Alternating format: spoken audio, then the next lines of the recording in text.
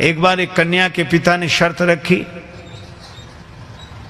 कि हम शादी तो करेंगे, उसी दूल्हे से करेंगे, लेकिन शर्त यह है कि बारात में कोई बूढ़ा आदमी नहीं आना चाहिए। युवकों ने कहा कि ठीक ही है, ये बूढ़े क्या करेंगे ब्याह बारात में, यहीं बैठ के राम राम करें, भजन करें, घर में रहें, काहे को, और विवाह में क्या हम लोग सब जा ही रहे।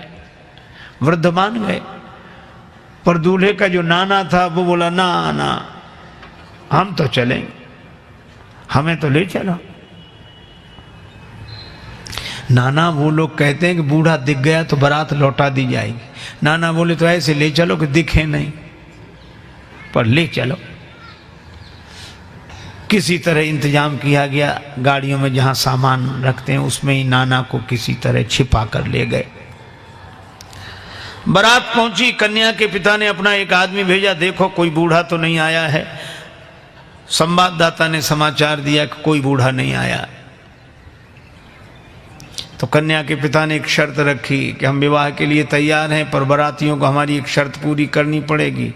गांव के बाहर जो नदी बह रही है उस नदी में पानी की जगह शुद्ध दूध बहाओ तो हम विवाह करेंगे। अब बहुत अकल लगाई लड़कों ने, नदी में पानी की जगह शुद्ध दूध, इम्पॉसिबल, असंभव।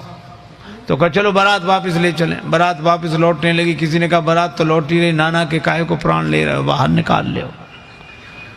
नाना से कहा कि निकल आओ। नाना बोला क्या बात है, वो कहा अब तो बारात ही वापस जा रही है। कहा क्यों? कहा वो कहते हैं कि नदी में पानी की जगह शुद्ध दूध बहाओ।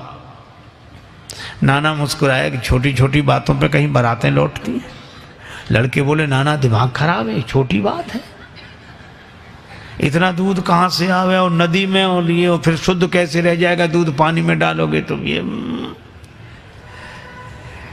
वृद्ध ने मुस्कुरा कर कहा कि जरा सी बात है, तुम जो कन्या के पिता की ओर से समाचार लेकर आया था उसी के द्वारा तुम समाचार भिजवा दो। क्या? कि दूध का इंतजाम हमने कर लिया है, शुद्ध दूध बहा देंगे, इतना नदी भर जाए उससे भी ज्यादा दूध हमारे पास है, लेकिन हमारी भी एक शर्त है। क्या? कि नदी का पानी खाली तुम करा दो, दूध हम बहा देंगे। कन्या के पिता के पास खबर गई कि वो कहते हैं कि नदी का पानी खाली तुम कराओ, दूध हम बहा देंगे। कन्या का पिता बोला जरा अच्छी तरह छानबीन करो, बारात में जरूर कोई बूढ़ा आया है, नहीं तो।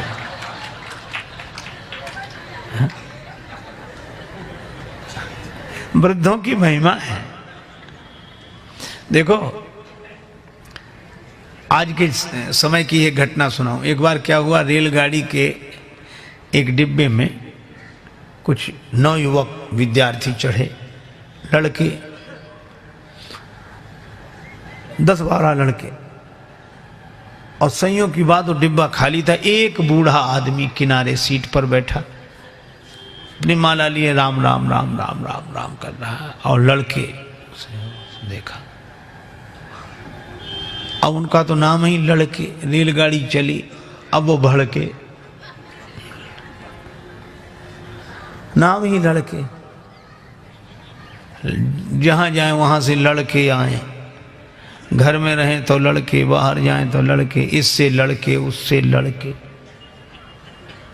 अब रेलगाड़ी चल रही थी, वो 10-12 लोग लड़के बोले कि बड़े बोर हो रहे हैं, कुछ करो। कहा इसमें क्या करोगे, बैठे रहो आराम से।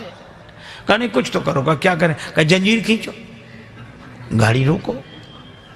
अरे कहा देखते नहीं 500 रुपये जुर्माना और 6 महीने कैद, साफ साफ लिखा, या दोनों हो सकते। तो कहा हम लोग इतने लोग हैं, 500 रुपये इकट्ठा नहीं कर सकते।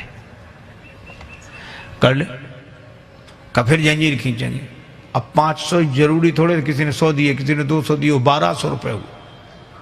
और 1200 रुपये उनमें से एक मुख्य आदमी था, उसके लड़के की जेब में रख दिए और कहा कि अब जंजीर खींचो। पहले तो पैसा लगेगा नहीं, लगेगा दे देंगे, पैसा है तो पास में, खींचो। तब तक एक लड़का बोला एक नया पैसा नहीं लगेगा, जंजीर हम खींचेंगे, गाड़ी रुकेगी, अधिकारी आएंगे, नाम इस बूढ़े का लगा देंगे किसने जंजीर खींची। अब बूढ़ा बेचारा बहुत हाथ जोड़े कि भैया हमने आपका क्या बिगाड़ा बच्चों, हमें काहे को, अरे ऐसा मत करो। लड़के बोले बड़ा मजा आएगा, ये गिड़गिड़ाएगा। कुछ लोगों को इसी में मजा आता, पर पीड़न रति, दूसरे को दुख पहुंचाकर सुख पाना। और अंत में यह हुआ कि लड़कों ने जंजीर खींच दी। मुख्य चेकिंग थी, अधिकारियों को लड़के ही बुला लाए।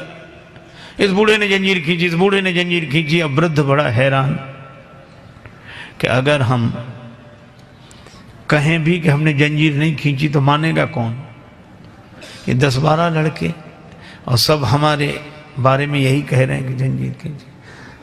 तो उसको भगवान ने ऐसी प्रेरणा दी। अधिकारी ने डांटते हुए कहा, तुम वृद्ध होकर शर्म नहीं लगती, जंजीर क्यों खींची? बूढ़ा बोला, साहब जंजीर तो खींची पर मजबूरी में खींची। क्या मजबूरी थी? हमारे पास 1200 रुपए थे, इन लड़कों ने छीन लिए, इसकी जेब में रखे। अब तो बूढ़े के सामने ही गिने गए थे रुपए और रखे गए। अधिकारियों ने जो देखा तो उसकी जेब में रुपए मिले। ईमानदारी का जमाना था, बूढ़े को 1200 रुपए मिले और शाबाशी दी गई कि बड़ा साहस का काम किया, बहादुरी का काम किया। अब लड़के एक दूसरे का मुंह देखेंगे, ये तो हम सोचते ही नहीं थे। वृद्ध को तो 1200 रुपए मिले, लड़के पकड़ गए। अगले स्टेशन पर गाड़ी रुकी तो पुलिस वाले लड़कों को पकड़ के ले जा रहे थे। तो खिड़की के पास से निकले तो बूढ़ा अपनी सफ़ेद दाढ़ी पर हाथ घुमा के बोला, ये बाल ऐसे ही थोड़े सफ़ेद हो गए, बड़े आए थे हमको फंसाने के। तो ये कहानी है, पर ये कहानी भी संकेत देती है कि वृद्ध के पास जो अनुभव होता है वह युवक के पास नहीं होता। ये बात अलग है कि अनुभवी वृद्ध के पास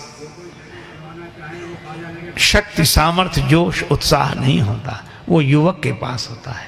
तो युवक अपने उत्साह का उपयोग वृद्धों के अनुभव के आधार पर समाज और राष्ट्र के निर्माण में करे, यही हनुमंत कथा का संदेश है।